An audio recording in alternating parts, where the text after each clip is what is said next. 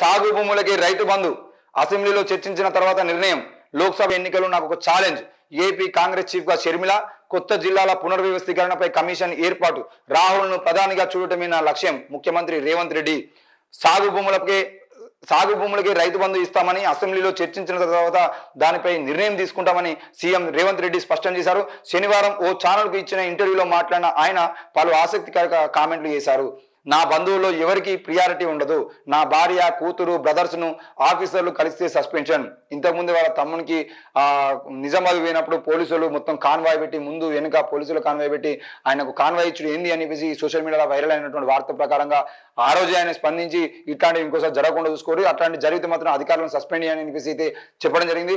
మరి ఈ రోజు నా భార్య కానీ, కూతురు కానీ, బ్రదర్స్ కానీ, ఆఫీసర్ ఎవరైనా కలిసి ప్రమోషన్ల విషయంలో కానీ ఇంకా ఏదో వాళ్ళ కుటుంబాన్ని వేరే ఏదైనా ఆశించి లేదంటే హత్య చూపించాలని ప్రయత్నం చేసి వాళ్ళందరినీ సస్పెండ్ చేస్తా అని చెప్పేసి కూడా రేవంత్ రెడ్డి అంటున్నాడు. బీఆర్ఎస్ బీజేపీ కలిస్తే మాకు నెత్తి మీద పాలు పోసినట్లే. ఇప్పటికీ ఆ రెండు పార్టీల మధ్య మంచి ఇంటర్నల్ పొత్తున్నది.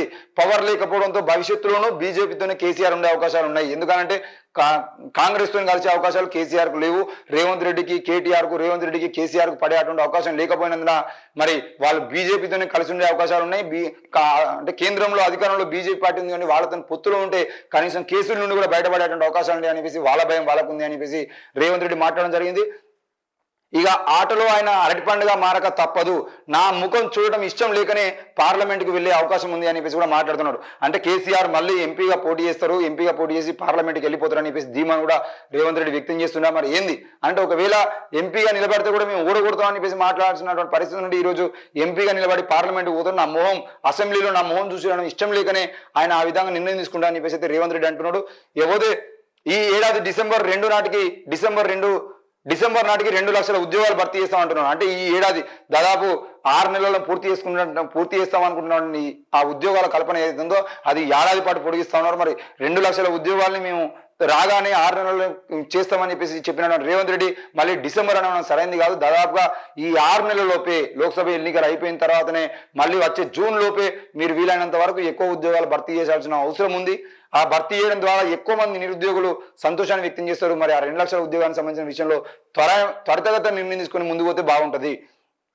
ఇకపై ఆఫీసుల్లోనూ ప్రజాపాలన దరఖాస్తులు, ప్రజాపాలన సంబంధించిన విషయంలో ప్రజాపాలన 6వ తారీఖు అయిపోయింది అని చెప్పేసి మనం అనుకున్నాం. కానీ దాదాపుగా రెవెన్యూ ఆఫీసులో కూడా ప్రజాపాలనకు సంబంధించిన విషయంలో మేము దరఖాస్తులు తీసుకుంటామని అయితే వాళ్ళు చెప్తా ఉన్నారు. సీఎం పదవి ఎవరెస్ట్ శిఖరం ఎక్కడంతో సమానము. పవర్ ప్రాజెక్టులు మేడిగడ్డపై జ్యుడిషియల్ ఎంక్వైరీ చేస్తాము.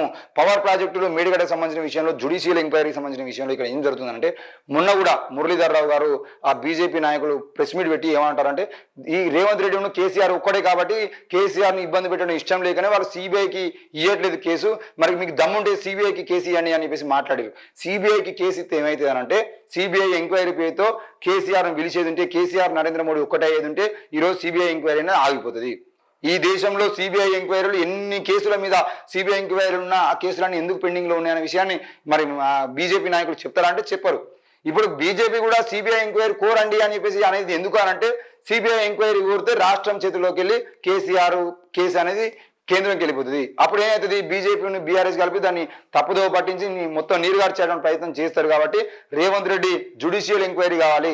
ఇక్కడ ఉన్న సిట్టింగ్ జడ్జితో విచారణ చేసి సిట్టింగ్ జడ్జితో ఎంక్వైరీ చేయడం ద్వారా అది ఇక్కడ ఉన్నటువంటి నాయకులు అంటే ఈ కేసీఆర్ సంబంధించిన విషయంలో, కేటీఆర్ ఎల్ఎన్టీకి సంబంధించిన విషయంలో ఏ ఎంక్వైరీ చేసినా ఇక్కడ జడ్జీలతో చేపిస్తే వాళ్ళు కేసీఆర్ సీఎం రేవంత్ రెడ్డికి టచ్ లో ఉంటారు. కాబట్టి ఆ ఎంక్వైరీ ఎట్లా చేయాలి ఏంది అనే దాంట్లో కూడా వీళ్ళ హస్తం ఉంటుంది. అట్లా కాకుండా సిబిఐకి ఇచ్చేదంటే సిబిఐ డైరెక్ట్ కేంద్రం చేతిలో ఉంటుంది. కేంద్రం ఒక్కసారి సిబిఐకి ఇచ్చినామంటే మళ్ళీ ఇన్వాల్వ్ కావాల్సిన అవసరం ఉండదు. ఒకవేళ ఇన్వాల్వ్ అయితే సిబిఐ చేతిలో ఉన్నటువంటి కేసులో మీరు ఎందుకు ఇన్వాల్వ్ అవుతారని చెప్పేసి కోర్టు కూడా వాళ్ళకి ముట్టుకాయలు వేసినటువంటి అవకాశం ఉంటుంది. కాబట్టి వాళ్ళు అందుకే సిబిఐకి ఇవ్వకుండా తెలంగాణలో ఉన్నటువంటి సిట్టింగ్ జడ్జీలతోనో లేదంటే రిటైర్డ్ జడ్జీలతోనో దాని మీద విచారణ చేసేటువంటి ప్రయత్నం అయితే చేస్తున్నారు. ఇక ప్రతిపక్షం ఫిరాయింపుల గేమ్ స్టార్ట్ చేస్తే నేను చేస్తా, మా ఎమ్మెల్యేలను కొనుగోలు చేసేటువంటి ప్రయత్నం కనుక ప్రతిపక్షం ఉన్నటువంటి బీఆర్ఎస్ పార్టీ కానీ బీజేపీ కనుక చేసేది ఉంటే నేను కూడా స్టార్ట్ చేస్తా. నా రాజకీయం ఎట్లుంటుందో మీరు చూడాల్సిన అవసరం ఉంటుంది. నేను ఇన్ని రోజులు సైలెంట్గా ఉండేది లోక్సభ ఎలక్షన్స్ కోసం మాత్రమే. ఒకవేళ కనుక మీరు అట్లాంటి రాజకీయాన్ని చేసి మా కాంగ్రెస్ ఎమ్మెల్యేలను కొనుగోలు చేసేటువంటి ప్రయత్నం చేస్తా అంటే మాత్రం ఊరుకునేది లేదని చెప్పేసి అయితే రేవంత్ రెడ్డి అంటున్నాడు. ఇక ఢిల్లీలోని రిపబ్లిక్ డే వేడుకల్లో తెలంగాణ శకటము. మొత్తానికైతే ప్రజాపాలనకు వచ్చిన దరఖాస్తులు 1,25,84,383 ముగిసిన ప్రోగ్రాం. 18 నుంచి వెరిఫికేషన్, పథకాలకు అర్హుల గుర్తింపు. 18 నుంచి వెరిఫికేషన్ చేసి పథకాల అర్హుల్ని గుర్తిస్తామని చెప్పేసి రేవంత్ రెడ్డి అంటున్నాడు. కానీ ప్రజాపాలన సంబంధించిన విషయంలో 1,25,00,000 వచ్చినాయి. ఇంకో 25 లక్షల నుండి 50 లక్షలు పెండింగ్ లో ఉన్నాయి. అప్లికేషన్ చేసుకున్న వాళ్ళు చాలా మంది ఉన్నారు. కాబట్టి దయచేసి రేవంత్ రెడ్డి ప్రభుత్వం కూడా మరోసారి ఆలోచించి మరో వారం రోజుల పాటు అప్లికేషన్కి అవకాశం ఇచ్చేది ఉంటే దాదాపు తెలంగాణ రాష్ట్ర వ్యాప్తంగా మరో 25 నుండి 50 లక్షల అప్లికేషన్లు వస్తాయి. కాబట్టి వాళ్ళందరి తీసుకున్న తర్వాత అప్లికేషన్ తీసుకున్న తర్వాతనే మీరు విచారణ వెరిఫికేషన్ మొదలు పెడితే బాగుంటుంది. మరి ఒకేసారి వారం రోజులు ప్రజాపాలన అంటారు, మళ్ళీ ప్రజలకి వారం రోజులు అప్లికేషన్ తీసుకున్నారని చెప్పేసి మెమోరాండం రూపాబుజించే ప్రయత్నం కూడా మీరు చేయొద్దు. మరి ప్రజాపాలన అన్నప్పుడు 10 రోజులనే మొత్తం పూర్తి చేయాలంటే సరైనది కాదు. కాబట్టి కనీసం ఇంకో 10-15 రోజుల పాటు టైం ఇవ్వాల్సిన అవసరం ఉంది. రాష్ట్ర ఎన్నికల కమిటీ చైర్మన్ గా రేవంత్ రెడ్డి, కమిటీలో 25 మందికి అవకాశం. లోక్సభ ఎలక్షన్స్ కోసం కాంగ్రెస్ ప్రకటన. మరి రానున్న లోక్సభ ఎన్నికలకు సంబంధించిన విషయంలో రాష్ట్ర ఎన్నికల కమిటీ చైర్మన్ గా రేవంత్ రెడ్డిని అయితే పెట్టడం జరిగింది. మరి దాంతో పాటు కమిటీలో 25 మందికి చోటు కల్పించడం జరిగింది. ఆ 25 మందికి సంబంధించిన విషయంలో కూడా మరి ఎవరెవరు ఉన్నారో ఏంది అని మనం చూద్దాము.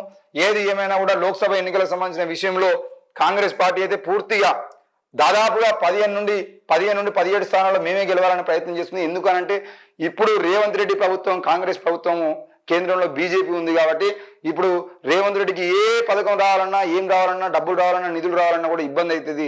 మరి కాంగ్రెస్ పార్టీ కనుక కేంద్రంలో కూడా అధికారంలోకి వస్తే ఆడింది ఆట అవుతుంది. కాబట్టి ఎక్కువ మంది ఎంపీలను గెలిపించుకోవడానికి ప్రయత్నం అటు బీజేపీ చేస్తుంది, ఇటు కాంగ్రెస్ చేస్తుంది. మరి బీజేపీకి తెలంగాణలో ఎమ్మెల్యేలు 8 మంది గెలిచినంత మాత్రాన్ని ఎంపీలు గెలిచేటువంటి అవకాశం లేదని చెప్పేసి మాట్లాడుతూ మరి కాంగ్రెస్ పార్టీ అధికారంలో ఉంది కాబట్టి గెలిపిస్తామని చెప్పేసి అనుకుంటున్నారు.